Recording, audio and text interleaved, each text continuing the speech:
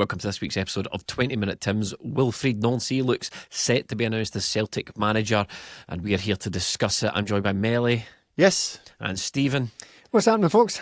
Nothing. We sat down to record this, and Celtic dropped an announcement, and the alerts went off. An ex rushed to my phone, and the announcement is Martin O'Neill is staying on as interim manager for the time being, or something. Yeah, to quote the thick of it, what if the announcement is there is no big announcement? Yes. It's not so much an announcement as an anti-announcement, because they have more announced confused that, now after the announcement. they have announced it, and if you're not aware of it, yes, as you said, Jamie, they have announced that Martin O'Neill is still the interim manager. I didn't know there was a clock ticking on it or anything like that. I didn't know we had to renew this every fortnight, but they've chosen to announce this because I can imagine that they've maybe sensed a growing anticipation, a growing sort of sense that this announcement of Wilfried Nancy, which we all believe is to be, we did believe that it was going to be imminent, so that's why we got together tonight to react to that. We thought all weekend, well, Monday we should be kind of on the way to knowing that it's going to happen by then. But they've just announced that Martin O'Neill is, still, checks notes, still the interim manager until further notice. Yes, it says, as Celtic FC continue the process to appoint our next permanent manager, we can confirm that Martin O'Neill and Sean Maloney will continue to manage the first team matters on an interim basis until this process is complete. That's pretty much what we all assumed. Yeah, there was probably no need for an update. So let's discuss the matters at hand, though. It looks like we do have our new manager. Even by the time you hear this, depending on when you listen to it, rumours are Tuesday, Wednesday announcement. So it looks like it's going to be Wilfried Nancy from the Columbus Crew. And I suppose first thing to do is just all we kind of know and all we feel about the appointment. What are your initial takeaways, Melly? Underwhelmed, to be honest. Recently when Celtic have been appointed manager, it has been a sort of a big name for us, whether it be Brendan Rodgers. Even Ange, when he came in, felt a bit different once you got to see what he was doing, and we were chasing Eddie Howe for so long. So Celtic have been able to appoint a decent pedigree of managers. This one feels a bit different, but once you get past that underwhelming feeling, like I'm trying to square it off. Like, this is kind of where we want to go, is it not? We want Celtic to be progressive. We want to get them to find the next up-and-coming coach. We sort of seem to be doing the thing we want to do without having any of the things in place to do it yet. So my worry lies in that. I'll need to wait and see how he is, but if and when he is appointed, he'll have my full backing, because once you look into him, you start to see things you like. But first initial reaction when I found out it was going to be him was underwhelming, to be honest, because I was hoping for a Kieran McKenna. Stephen?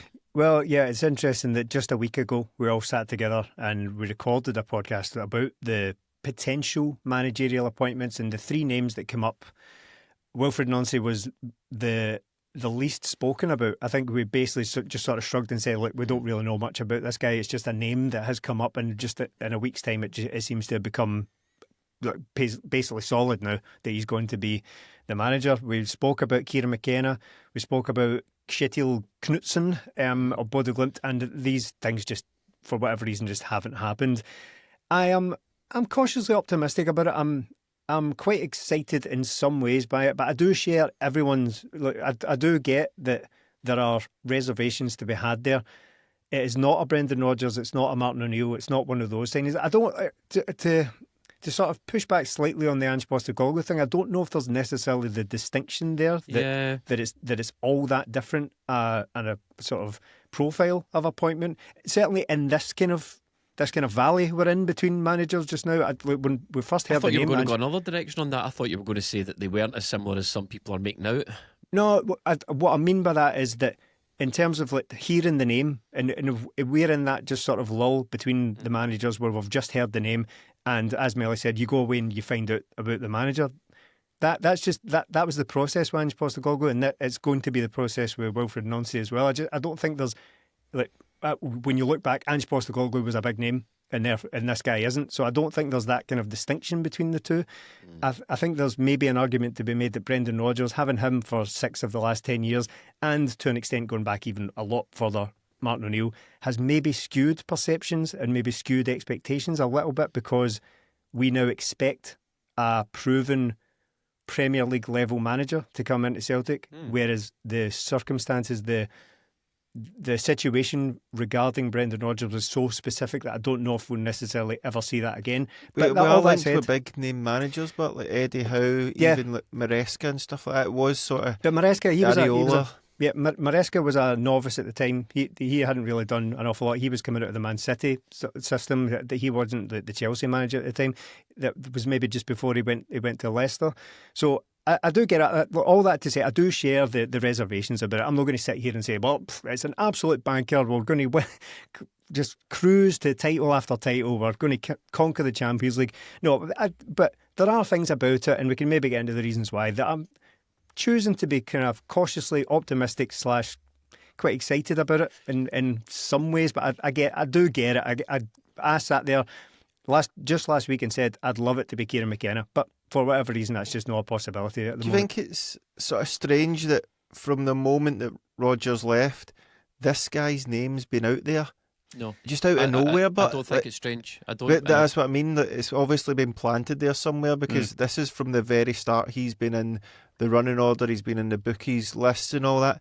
And what's the reason for it? So it's obviously been planted by somebody. I think we spoke recently on the Friday phone-in, which is a Patreon property that we do fortnightly Q&A. And Stephen, you and I had one of those the other day, last Friday. And I'd sort of said that the reason, Melly, that I think that his name has been there is because I think there was no process. There was no sort of excuse me as I pull a hair from my mouth. I couldn't ignore it. I try to be as professional as possible there. It wasn't like we didn't go to the market to try and find the best Celtic manager as such. We identified this guy, and to be fair to him, we might have identified him because we thought he was the best, and we'll get on to the process in a minute. But my initial thoughts, I've been very confused, I've got to admit. So there's a couple of people convinced that this guy's the next up and coming young coach, but he's nowhere near as and there's similarities to Ange, and those are on one shoulder talking about it. But Ange was a vastly more experienced football manager than this guy, and so that's the difference, and had won a lot more. So the similarities between this guy and Ange, to me, extend as far as haven't worked in the UK and nobody'd heard of him. That's basically where the similarities begin and end. And funnily enough, I don't know how kindly Ange would take to being compared to a manager who's only been managing for the best part of 2 years or 4 years, whatever it might be. So there's that. And even then, nobody's heard of him's harsh. Maybe this side of the water, but obviously in Australia and out with, the guy he'd managed a national team. He'd won trophies everywhere he's went. This guy, the CV's nothing like that. Yes, exactly. So there are comparisons between Ange which I don't think stack up. But I don't think it's neither a positive nor a negative that you haven't really heard of a guy just because he's been working in the MLS or in Ange's case is Japan. But when you look at the CVs, I don't think that's as strong as a comparison as some people are trying to make. Then there's the worry about the thing you said about stature, Stephen. And the last time we were managerless, we were looking at Eddie Howe, we got Ange Postecoglou, and we all can look back in retrospect and say, well, Ange was a bit of a catch. He was because his next move was right into the Premier League, won the Europa League with Tottenham. So he's a good, strong candidate for the manager. If it wasn't the Ange, as I said, it would have been Eddie Howe. Then right after that is Brendan Rodgers.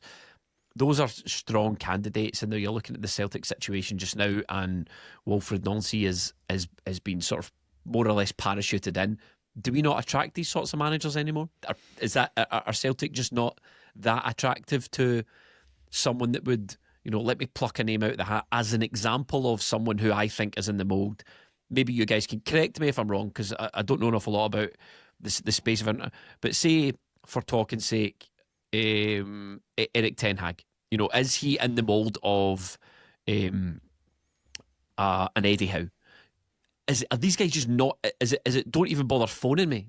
Was it a couple of years ago Eddie Howe would have picked up the phone to Celtic, but now this year's equivalent of Eddie Howe, whoever that may be, don't even bother phoning me. Like there's no point picking the phone up to me because Celtic isn't that attractive to me at the moment. So that's another worry if we stumbled upon this guy because, as you've pointed out, Stephen, we were either never attractive to big name managers or the days of big name managers are just behind us because of what Celtic has become. So those were my main worries. Yeah, I don't think it's. I don't think it's that we were never attractive to big name managers. I think there was a time when, certainly when Martin O'Neill was appointed the first time, which I know is a long time ago. It's 25 years ago now. But at that time, I think the other names in the frame were like Gus Hiddink and all that. I think you had proper names involved. Adrians. Oh yeah, yeah. So there were proper names involved. However, as I say, that is 25 years ago, and the landscape of football, the paradigm has shifted just so much. And I know that we've previously been in discussions with Eddie Howe, but that was before Eddie Howe was at Newcastle. That was when he was the former Bournemouth manager and Burnley, I think it was. So he would have been brilliant, but was he a big name back then? To an extent, yes, but it wasn't like a Brendan Rodgers who had previously managed a Liverpool. Or he was certainly spoken about in the sort of next up and coming big manager. Certainly, thing. That's definitely true. But what I said right at the start of this was that I think Brendan Rodgers may well have kind of skewed expectations a little bit, because when we talk about big names, but Brendan Rodgers was certainly first time around. So to appoint the albeit fired former Liverpool manager is enormous for Celtic at the time, and that was reflected in the reception to him, everyone going to the stadium. It was huge. So we kind of rewrite history there just because of how it's ended this time around. That was an enormous appointment. I just don't know if the landscape has just shifted so much that it's so hard. We had this discussion just last week about Kieran McKenna and his reported £6 million a year salary. Now, I would imagine that is heavily incentivised on promotion to get to the Premier League. If you get to the Premier League, it's 6 million. If you drop to the Championship, it's whatever, 2.5-3 million. But that's still our top end. But that's what we paid Brendan Rodgers. So when we're talking about an Eric Ten Hag or anyone else who's available, he'll want 8 million a year or something like that. But these guys are on enormous money now. So let's take the McKenna that leads thing. me just to finish that off. That leads me to believe that I just don't think that tier is an option anymore. I think we do have to catch somewhere in the middle between on the way up or potentially Brendan Rodgers. It might seem a harsh use of language, but he was on the way down after Liverpool. Traditionally in England, you don't fail upwards. Sometimes you do, but what I mean is he wanted to go somewhere where he was going to revive his reputation, win some trophies, and probably go back up. So we need to catch somewhere in that sweet spot between next big thing and possibly trying to salvage or repair their career a little bit. In terms of the salaries on offer, I don't think we can get near it in terms of competing with the Premier League anyway. So forget the Ten Hag thing. The reason that I did say, correct me if I'm wrong, because that might have been a bad example, but the Kieran McKenna... It's just in general though. I was just using that as a sort of wage bracket rather than anything else. The McKenna thing, all this reported wages, I'm a bit like you. I'm thinking that they might be paying him £6 million a year in the Championship, but I think it's probably heavily weighted to get into the Premier League and all. It looks as if there was no movement there. I mean, maybe he would have came, maybe he wouldn't have.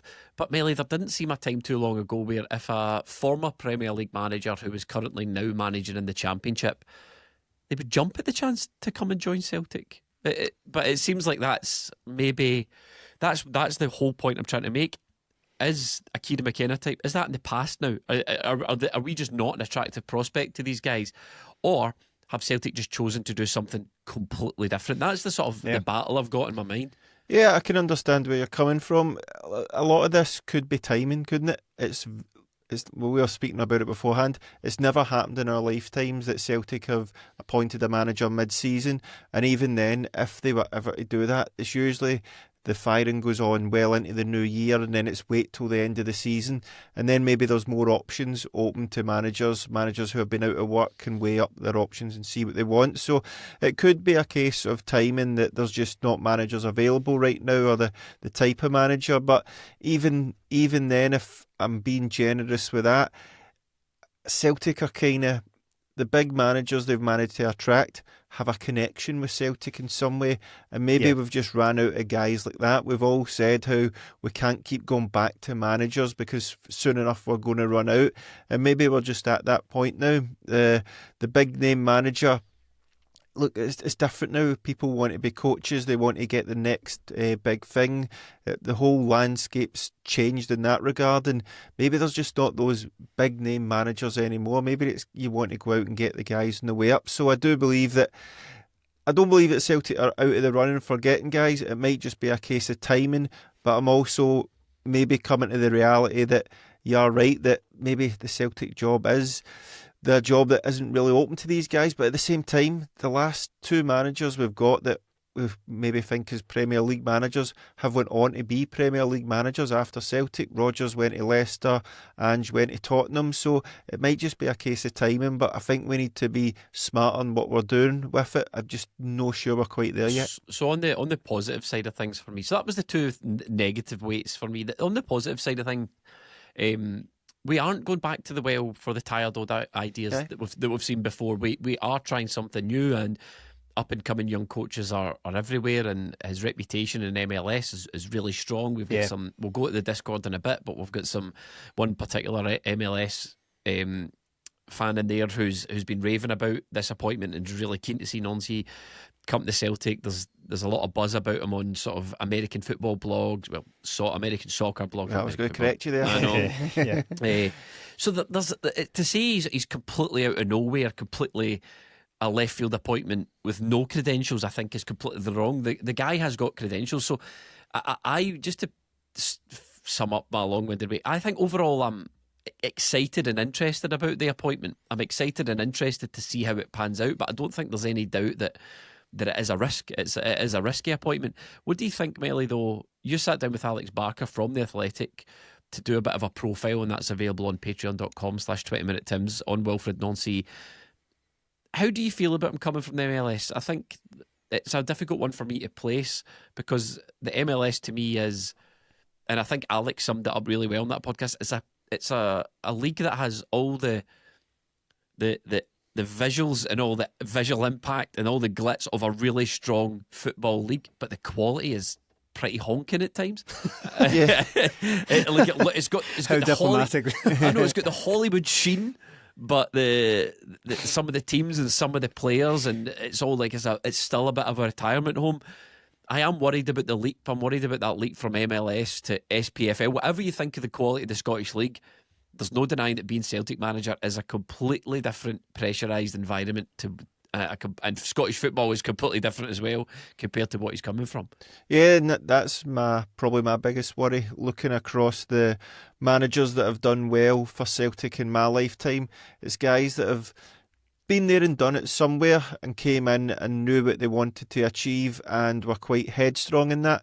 I don't know, I'm not saying this guy will just come in and just be happy to be here, but with Ange coming in straight away, Brendan Rodgers, Martin O'Neill, even Gordon Strachan, they came in and they did what they had to do because they'd already been places and knew what they had to do.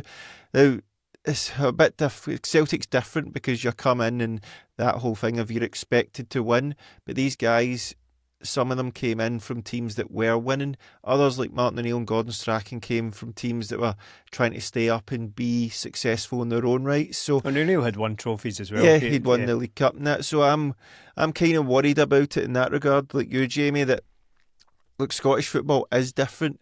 Being the Celtic manager is different, no matter how we want to say, it's just going out and winning football games. The transition from USA to Scotland is going to be something that I'd even say the Australian league's more like Scotland than it is in the MLS. So I do have that worry that he'll come in and it'll just be hard to get to grips with. But the guy seems like he's got the head screwed on. From what I've seen, he knows he's a sort of man-manager type coach where he goes and makes the players feel better and tries to improvement. So if people didn't know about Ange Postecoglou, and as soon as he came in, he got the players buying in. If this guy can do that, it might be all right for him, but I do have big reservations about it. Stephen, the change of league, how does that weigh on you? No, not particularly. There are concerns there, of course. With any transition, it is a risk. There's no such thing as a guaranteed appointment. Brendan Rodgers, again, Martin O'Neill, the closest to that we could possibly expect. I think Brendan Rodgers was the biggest banker of our lifetimes that we thought, right, this guy is like proper box office after a little bit of a lull with Ronnie Dyla. I think that's the closest we've come to it. There's always a risk though, and even bringing Brendan Rodgers back, look, to an extent, carried with it some risk. Could it be the same again? Turns out no. but for a time it was. But the point is, there is always risk there. However, I'm not that bothered about he's only managed the MLS, so therefore it's like a step up to Scotland. I know no one has made that point, but I think just in general terms, it's like a step up to Scotland, because what we need to remember is that managing Celtic, he will have Celtic level players in Scotland. It's not like, it's not that he'll be managing at the same level and therefore all the circumstances will be the same around it. The reason I would fight back against any notion that he'll be under a lot of pressure is purely because of who Wilfried Nancy is. Now, of course, for very obvious reasons, I'm no authority on this subject, so I'll try not to speak out of turn, but using his words and his interviews that he's given, he's a guy that has said he's had to work twice, 3 times as hard as anyone else to get to the position he's in because of race, because generally speaking, traditionally, black coaches, even in America, are not given, and he's a coach of colour and foreign in working in America, and he believes that he's had to work extra hard to get to where he is. So he's not, I don't see him as being like he's going to come in here and be overawed. This is a guy who's had to fight to get to any kind of level whatsoever, because he believes that traditionally it's very difficult to get opportunities. So he seems like a guy, a word you've used, Melly, headstrong. I'm impressed with that about him. All the reports about him is that he is great for players and makes them better. That's all that's coming out about him, is that he makes players better than the sum of their parts. He's won a trophy with Columbus Crew against all odds. So I'm not massively concerned. I'm not massively turned off by the idea of the level, because, of course, Ange had worked in Japan, which is a really good level, but prior to that it would have been Australia, so there would have been all sorts of dismissing of his, he won stuff with Brisbane Roar or whatever else, so there would have been a lot of dismissal of that kind of stuff. But it's a very short career he's had in management, isn't it? Whereas these guys all had years and years of experience, different levels and different leagues. This guy's coming from one league to us, and as much as I hate the way it is, Scottish football is different, and I mean it in that people will be ready to jump on him for no matter what, whether it's journalists, whether it's fans. He's coming in at a point where it's not happened before, and Celtic he's going to come in and straight away he's got to face a League Cup final, he's got to face Hearts, he's got to face Rangers, and Celtic are already struggling this season, so it's a strange time to come in. Yeah, it's definitely a high pressure environment in terms of the. But as I say, do you think that guy hasn't had his fair share of pressures? I'm not going to labour that point, right? Because as I said, I'm not the right person to be speaking on such subjects. But do you not think he's had his fair share of trials and tribulations? Not as a manager, but although I would also say that it's two different things. So he might have had his fair share of pressure, and he might have dealt with it well. But there's different types of pressure. The pressure on him as a person and the pressure on him to succeed in his career is completely different to coming in here and. He finished 7th this year in the MLS. He won less than half his games. He's and he's been lauded. And it's a very flippant thing to say, but it is the fact to the matter that if he comes in and doesn't even perform as well as the outgoing manager did, Brendan Rodgers, people are going to be going. People will not be as understanding of the guy and his past and his history. It's just the fact of being Celtic manager. People will be saying, "What did we take a punt on this guy for?" And I think he's against it because the team aren't playing well. The squad's in a dire mess, and we'll talk about it. But I think he's coming into. If he came in the summer, he would be coming into a high pressure job. I think he's coming into a really high pressure environment, and I don't think it reflects badly on him as a person. But I just wonder, he'll need to get to grips with it really quick, and I'm sure he will. I'm sure he'll understand the task at hand. But as Melly said, if you lose the cup final, or you get a bad result in the cup final, you lose to Rangers and you lose to Hearts, that's before the end. Is that not all before the end of January? The guy's barely get his parking space sorted or whatever before, and people are already talking about getting rid of him at the end of the year, which those conversations will take place. I won't be taking part in them unless it's an absolute disaster. I think you need to give the guy time to get things sorted. You need to give him a successful transfer window. You need to let him go through to the end of the season and see how it goes, unless it's an unmitigated disaster. But for all those reasons, you need to give him more of a chance than any other circumstances, really, because of everything we've said here, because of the time of season it is, because of the state of the squad. What other manager has ever come in and had to deal with that? Ange came in with an absolute mess, but it was in the summer with time to do something about it. This guy's coming in November, potentially. I agree with you. It's just the realpolitik of the situation, though. I mean, we're only three guys, and there's hundreds of thousands of Celtic fans in Scotland, and we might be willing to give him time, but I just feel like the temperature is not like that, especially for, I mean, if you look online and everyone's got their own opinion, I would say it's like a 50-50 split. A lot of people just think this is a bit of a punt, and when you're behind the 8 ball like that already, it's a very, very high pressure thing. Yeah, we've seen that thing. We've seen that with the start Russell Martin got, that some Rangers fans didn't want him. He didn't get off to a good start, and then a lot of them turned, and that was it. But this is again difficult for Nancy as well, because he's coming in while Celtic are in a period of pure toxicity, where if Celtic go out, appoint a manager, and it doesn't start well, it might not be him that gets it, but the board will get it, and then he will get it eventually, because it'll be them. Or you've appointed this guy, you've appointed the wrong guy, that football doctor's appointed him, and this is all wrong. So there's no just him coming in and he's got sort of to contend with adapting to Scottish football and adapting to Celtic. Fans are already up in arms, quite rightly, with what's going on at the club. And if this is another thing that goes wrong, then the club are going to get it, and he's going to be part of that. Hello. Do you want a box of cans and Martin O'Neill back? Well, we've got Martin O'Neill back, and here's how to get the cans. Our friends at Beer 52 are offering you a free case of 8 unique beers you won't find anywhere else. Go to www.beer52.com/Tims and just cover the postage to get your free case now. Beer 52 are the UK's #1 beer club. Every month they visit a different place and expertly curate a case of exclusive beers from the region's best breweries.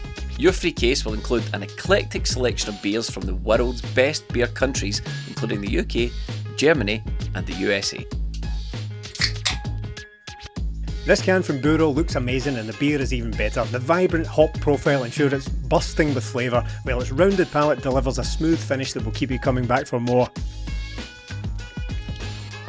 If you don't like dark beer, just choose the light case, and don't forget you get a couple of tasty snacks. You can also learn about all the fantastic breweries, in this case with the award-winning Ferment magazine.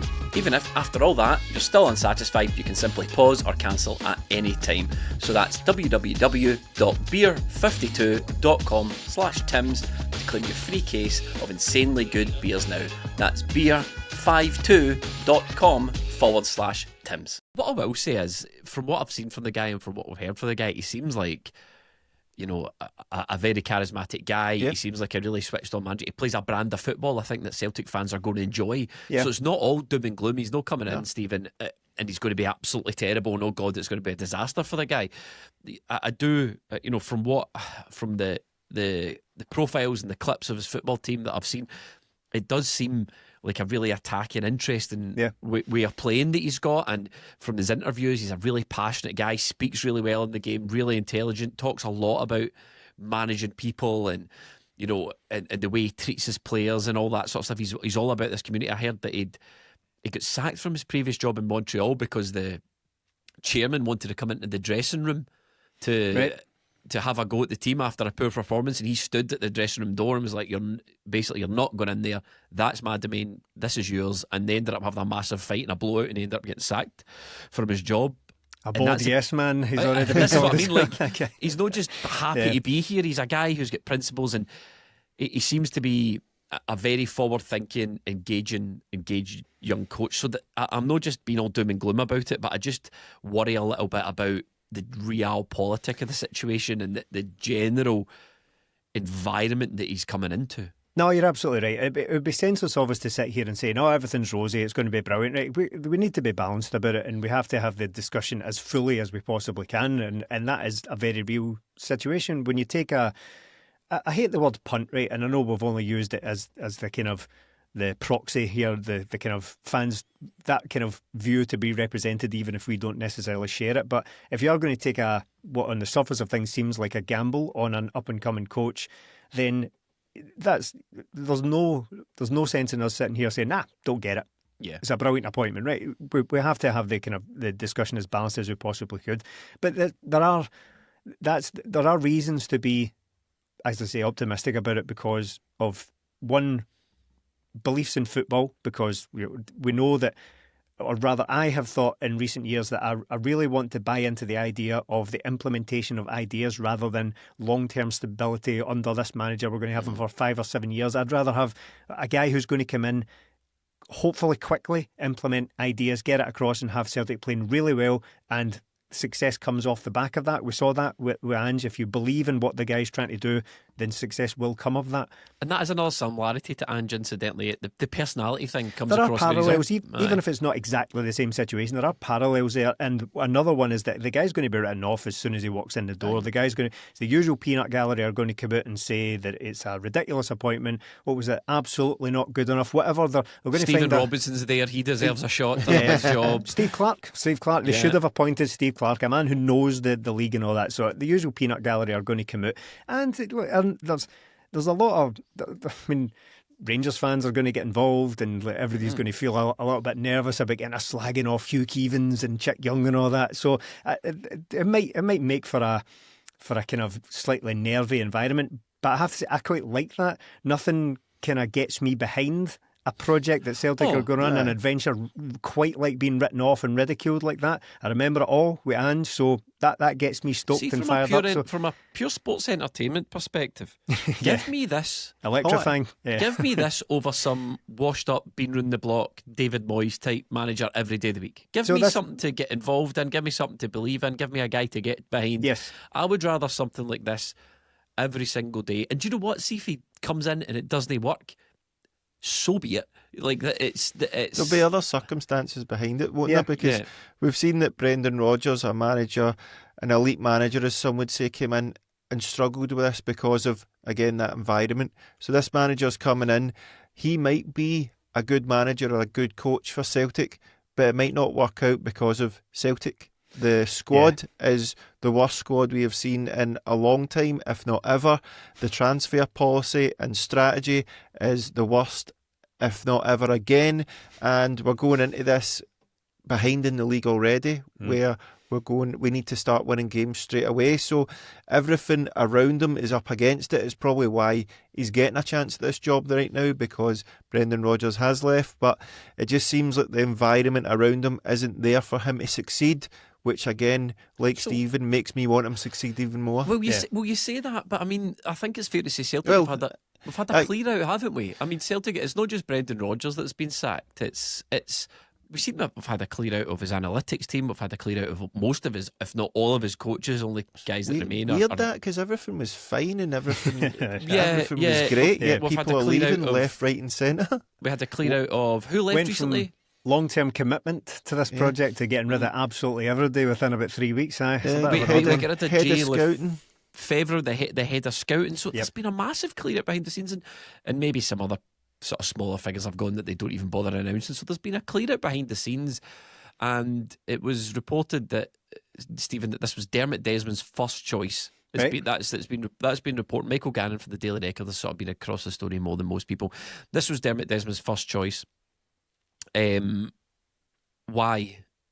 Somebody in the golf course told him. It's just a strange one. How much MLS, how much Columbus Crew does Dermot Desmond watch? I think it's probably Dermot Desmond's first choice because Paul Tisdale has recommended him.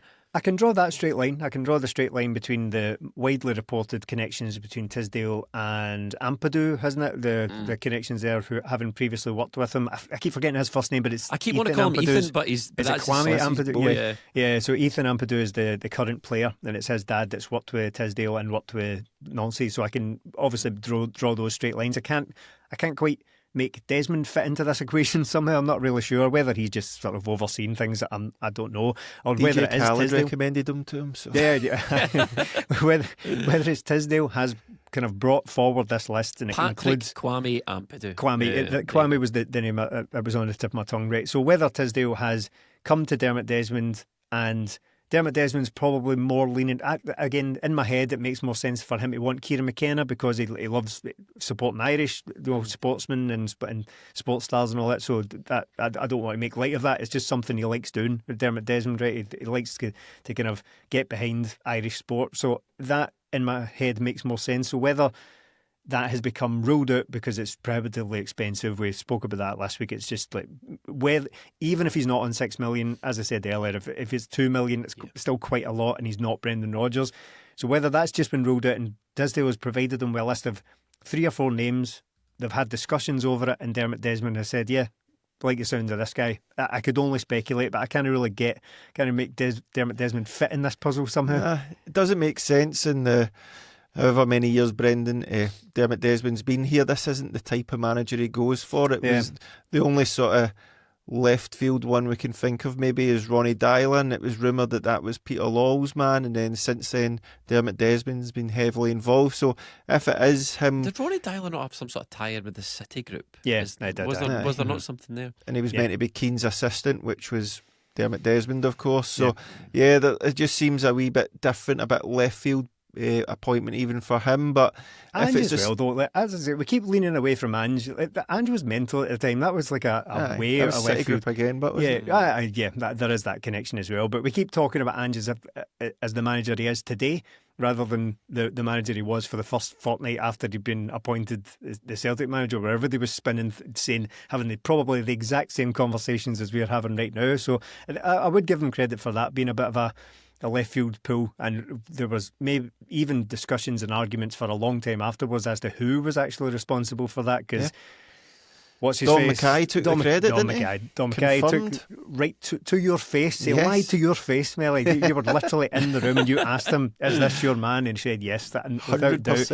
And then it later transpired that he wasn't as involved as he'd let on. There was Peter Lawwell and there was Dermot Desmond, etc., etc. He maybe had a say in it, but so that was the stuff that was going on back then. So it's a very similar trajectory we're on, where we're all kind of wondering who's pulling the strings in this one to pull an MLS coach out of the bag. It's as you put it, left field indeed. Well, I just had a wee quick look there.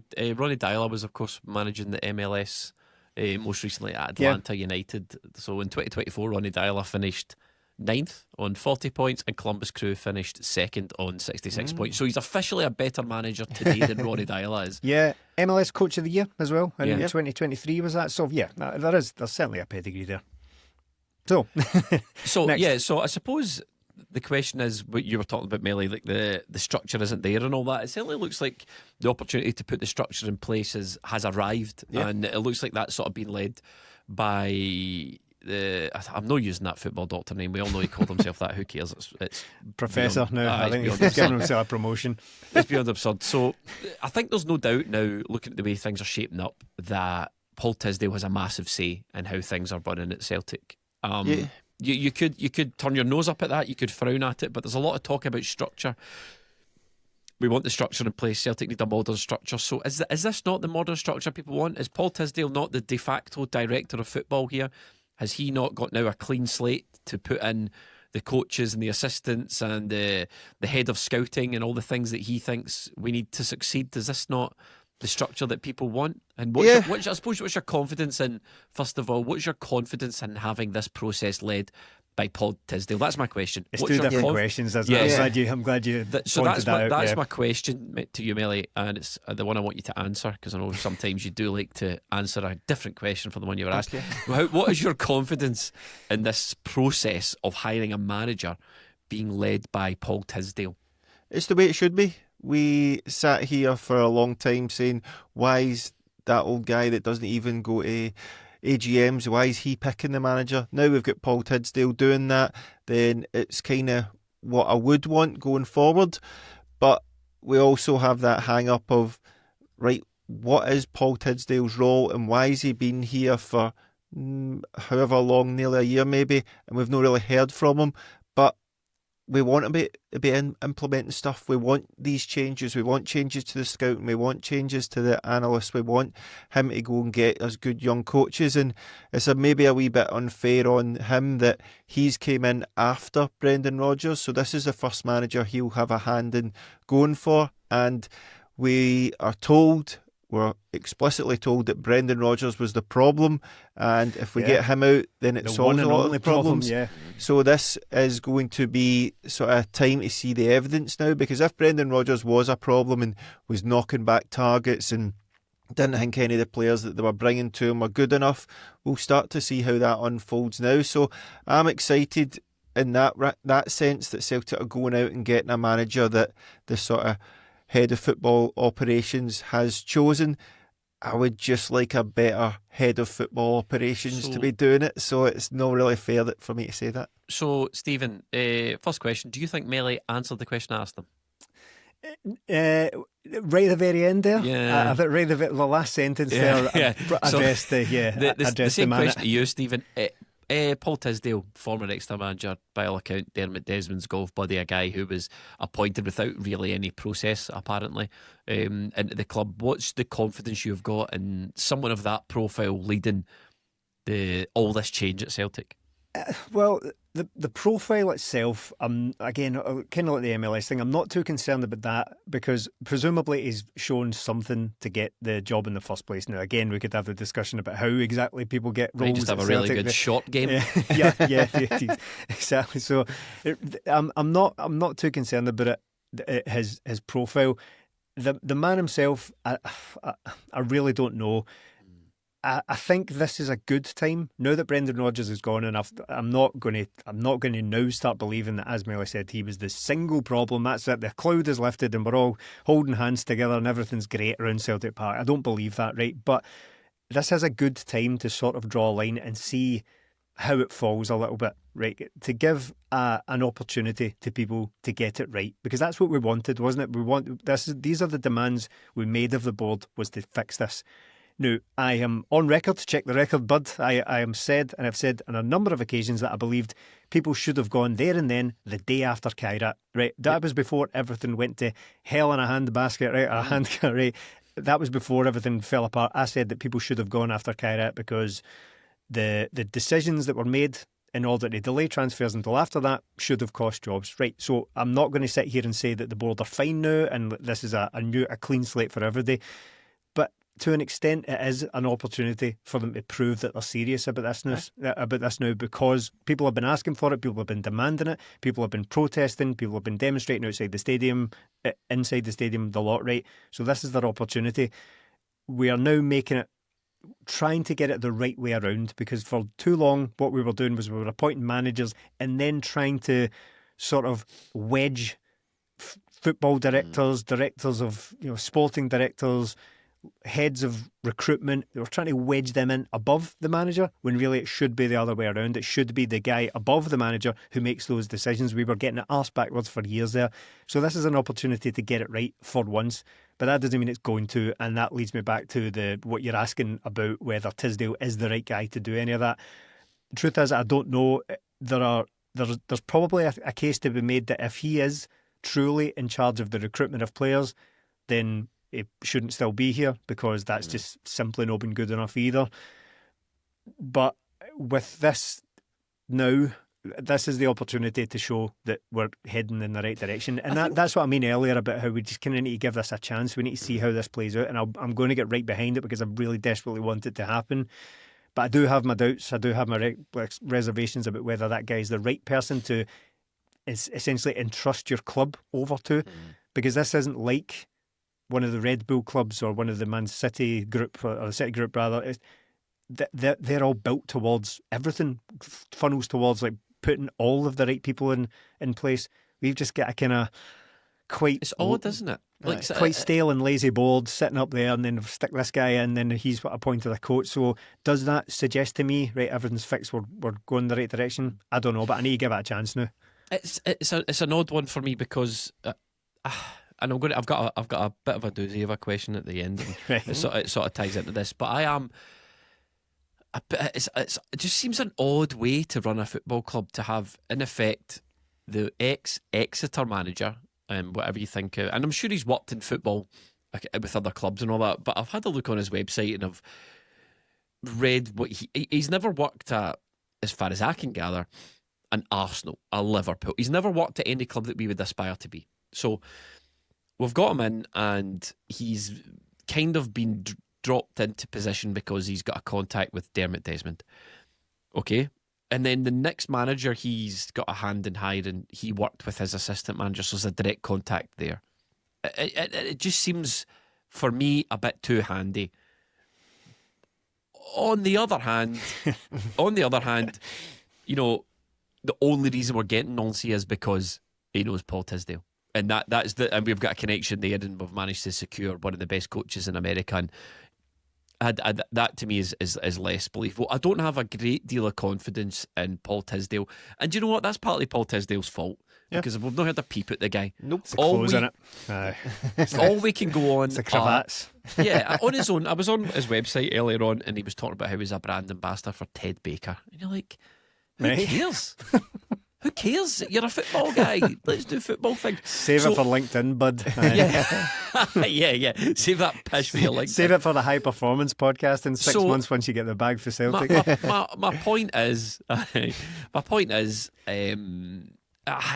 his fault because we don't know the first thing about him. So it was up to him to inform us, or up to the club to inform us. But I suppose my final question on this is: say this works out. Does this represent a problem for the fans? If we are saying the board are useless, the board are out of touch, the club is get them all out because they don't know how to run a modern football club, and then the board say, do you know what, we're getting rid of him, and him. We're getting rid of overall the manager. We're bringing in a director of football. We're bringing in this guy. And if it all works, then is this not the board doing what the fans have been asking them to do for such a long time? Is this not the board going out and getting a young up-and-coming, interesting young coach and a director of football and new recruitment guys because they know the recruitment's not working, and having everyone on the same hymn sheet and having the proper people in the proper places and the structure and all that? And if it all does work out, can you seriously sit here in May, having won a treble and got good players in January, and go, that lot are clueless, man?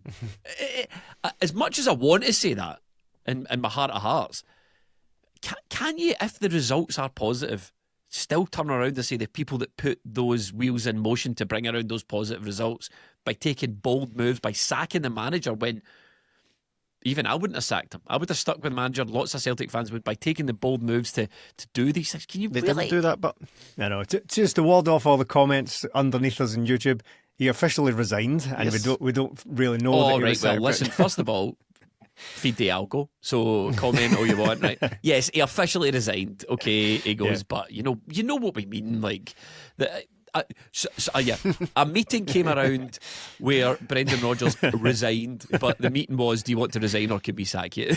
Yeah. That was yours. But you know what I mean, Melly, I'm going to cut with you. Like, all this stuff, we're just blindly criticising people, but if a point came, they were like, do you know what? You're right, this has been crap, and we've given this guy the chance. They're all gone, even John Kennedy. And John Kennedy's doing the 50 cent meme. Like, yeah. does that present a problem? I don't know if it presents a problem. They got us into this situation, didn't they, by doing what they've been doing this whole time. So if they were to go out and rectify that and allow Tisdale to do that, allow him to make the changes, but all that's happened here is they're going to bring in a manager. They haven't replaced the head of scouting. They haven't replaced the analysts yet. They haven't done any of that. So, right, as of we sit here today, yes, I think there is an intention. Well, just for full clarity, though, I think you could take it at face value that there is an intention to bring these guys on, and I expect that a lot of those positions may be filled by people that Nancy wants to bring with him. He probably wants to bring his team with him. But even then, that's not the way you go about that, is it? If you're a manager, you don't bring your own scouts. You can maybe bring your own analysts, but they're going to be here stuff. after the manager. So you say, we'll bring in other guys. I don't think we replaced Mark Law. Nobody ever came in to replace him, and he was meant to be that. I think. Do you want him back? Nope. But we don't know. Try to get him there, Stephen. we don't know what the problem is here. But if Celtic do go out and bring in an up-and-coming manager, allow their head of football operations to be the head of football operations, and to get a structure in place for Celtic, I don't think it will be enough for me to say that I've still got confidence in this board, because I've seen years and years and years of evidence that contradict that. Them coming in and maybe changing it up now, I don't think it's enough for me. I don't think anything's ever going to be enough, and that's their own fault. Yeah, so on the subject of the board's performance, depending on what happens, and the on the surface of things, as we recorded in mid-November, the intention to fix the club, right? And I get that. So It's a job.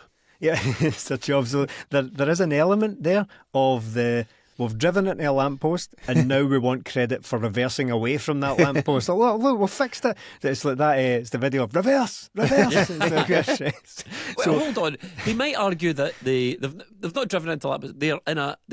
They're on course for letting Brendan Rodgers drive the bus into the lamppost, and they bolted the driver's door and booted them out. Kicked him they out, were and just now somebody's coasting towards the lamppost. And now people are frantically trying to grab the wheel before Yes. it goes. Right, okay. So, Yes. right, there is an element of, as Melly put it, like fixing the problems that they created. But again, that is part of it. That's their job. So, if it all turns around, and as you painted it there, Jamie, if we win a treble and we're bringing in good players and we're heading towards that Champions League glory again, right? Playing exciting football, all the stuff we want. Yeah, there is an element of the. I will hold my hands up and say, yeah, they deserve credit for that. To an extent, this season was never going to be able to be fully saved because you don't get the Champions League back. Once you've failed that, you don't get that back, and that sets your season off on a course from which there is no return. That said, could still do something in the Europa League. It doesn't look like it right now, but it's still possible if we turn it around. But the debate over the board, a big problem with it was always that it was too sugar and shite, wasn't it? It was like either every single thing they do is good. Look at the trophies, look at the money. Therefore, they are the authorities. You cannot question them. Neil Lennon in particular, no, I don't think you can question them. Right, so it's either that or it's they've never done a single thing right in their entire lives. They've made a mess of absolutely everything. It's more nuanced than that. There are successes in there, and I wouldn't say that everything they've ever done at this point is bad, but I do think that the recent performance should have been so bad that jobs should have been cost over it. But that said, as I said earlier, it's an opportunity to fix it. Whether that will entirely bring about a neutralisation of the negativity that they've brought to the club. Again, don't buy that it's Brendan Rodgers' fault entirely. I just don't buy that whatsoever. Whether that completely eliminates that, I really don't know. It really depends on how it plays out. If we do go on to great success and we're playing excellent football and all the kind of jigsaw pieces are falling into place here, then I will hold my hands up and say, do you know what? Fair play. They've done a good job for once, and maybe it's not completely irreparable. Maybe they're not as fat and lazy and finished as we once thought. Just let me jump in a second, Billy. I will come back to you. You make a good point though about the Neil Lennons of the world, because the board would probably sit down and say, for talking's sake, we get no credit for the wins and all the blame for the losses from the fans, which is true.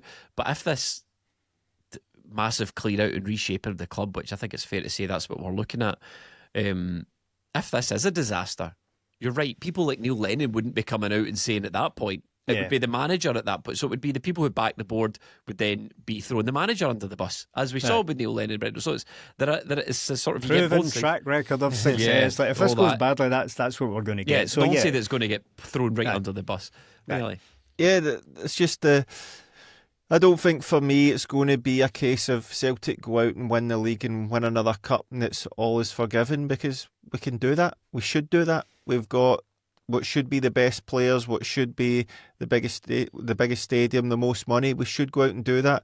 It has to be more than that, because our big problem isn't doing that, because we do it all the time. The problem is when we get to European qualifiers, when we get to European games and we get absolutely spanked off teams that we should be beating. So it's going to take, what Celtic have to do is get the manager in, go into January and bring in 4 or 5 first team players that hit the ground running and do well, win the league, and then prepare properly for the Champions League and get into the Champions League.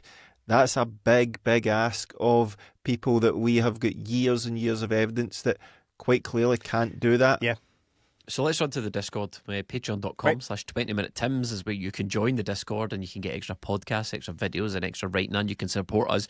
Obviously, lots happening at Celtic. So any big news breaking, we'll be there to cover it on Patreon.com. And you can also get this ad free on the flagship for less than the price of one Happy Meal per month. Other kids' meals from fast food outlets are available. Shytown Paul. My reaction, it's a risky appointment, but one I've been wanting for a very long time.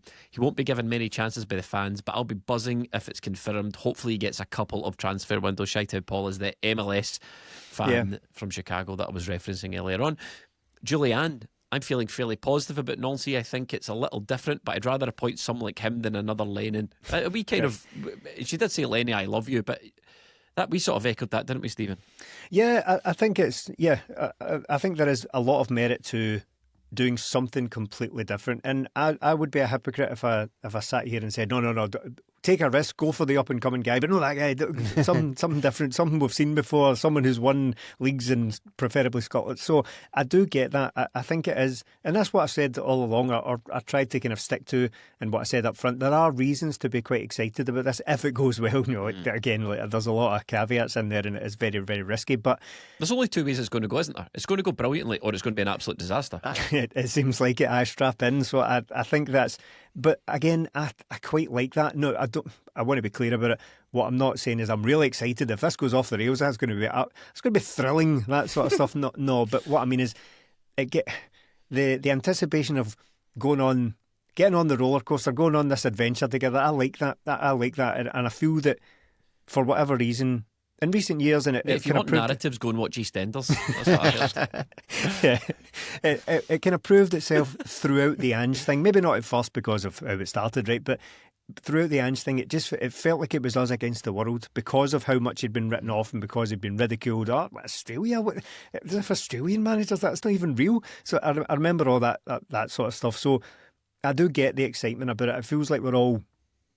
I feel like in some ways the Celtic support is at its best when we're all kind of getting, as I say, going on an adventure together. So hopefully that's how it plays out.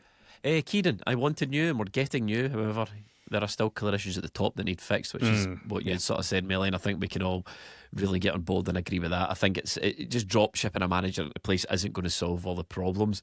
Russo, I'm pretty worried. MLS to Scotland is a mental jump without other experience. I know the argument for us Celtic should be looking for up and coming coaches, but I think there's an absolute massive gamble, and it's not really clear to me he's a next big thing appointment. I think that's fair, isn't it, Belly? Yeah. A lot of people are just saying they're tagging him with this next big thing, and I did really go looking for it, and there's a lot of people that sort of that think along the same lines as me. In terms of football and in terms of Celtic, had messaged me over the past couple of days, and I was quite surprised. A lot of them are going, what the fuck is this appointment? There's been a lot of that, and I was quite surprised at that, and I was looking for things to send them, and people were also sending me videos and tagging us and stuff about that content creators had made about how good he is. But the next big thing tag, as far as I could find it, has come from one article in The Athletic pointing out how good a coach he is, and a YouTube video that's doing heavy numbers now for an American content creator with less subs than us. All right. So he's not worth listening to. Is the point. No, but what I mean is, there's a lot of he's the next big thing, but I'm not really seeing or feeling it anywhere. No, neither am I. But we don't need the next big thing. We just need a good manager to come to Celtic. And again, like they were saying there, I'm just no sure he's the guy. If we was coming in, say we implement all these changes and then in a season or two's time we've got to where we want to be, he might be the guy then. But I do have my reservations with this coming from America straight to Scotland, because I don't think it's not adaptable. I think it's going to be a complete change. Whereas if you're coming from a European league where you get all these coaches up and coming, it's kind of the same thing. But he's got to learn the whole European game, the whole Scottish game. Like, I know he's French, but he's not managed there for a long time, or he's not been anywhere near France. No, he's not been out there for a while. Yeah. So he's got all this adaptation to do, and I'm just not sure that it translates from America to Scotland. But look, if he's a good manager and he's got a good philosophy and he's good with players, if the players can get on board, then things should work out for him. But again, I'll go back to something else. The players aren't very good, so there's another problem. He's already managed one of them, hasn't he? He had Arsenal Johnson. One of the good ones at least. That's encouraging. Look, he seems really I like hope a he guy doesn't come in thinking that's the general level around here. Alison Johnson, cracking player, sign me up. Oh, AJ, I'm looking forward to managing him. He's out for the whole season. Look, he seems like a guy whose philosophy and attitude and communication style and football is going to connect with the Celtic fans, and I'm excited to see that. The last comment from the Discord is from Ewan or Ewan. I always do that one wrong. I'm pretty positive about Nancy if he hasn't turned us down. Seems tactically innovative and flexible, very attacking football, has massively improved two poor teams with no money, seems highly regarded in the US. Everyone over there seems to adore him. Big Ange vibes. Look, that's where I'm at. I want the guy to succeed. Obviously, I want every Celtic manager to succeed. I'm encouraged because there seems to be a lot of substance to this guy, both in his football and his personality, and he's going to give us something to get behind, I'm sure of it. And that's what I think was severely lacking from Brendan Rodgers. A bit of honesty, a bit of passion, a bit of giving us something to connect with, and that's a massive part of supporting Celtic for me. Yeah. Final question, and I know it's unfair to ask you, but I want to sign off with this one word answer. Is he going to succeed, Martin Melly? Yes. Stephen? Oui. Oh, you got French? We'll send you up to the press conference. Très bien. And on that, I think so as well, although there is part of me that's like, is this guy just going to be the next Ronnie Dyler? Okay, listen. Thank you so much to everyone who joined us. Patreon.com/20minute-tims. You can join thousands of people on that platform supporting us there, getting extra content. And if the adverts annoy you, just get on there and you can get them. Get rid of them, rather. Thank you so much, and we will see you next week.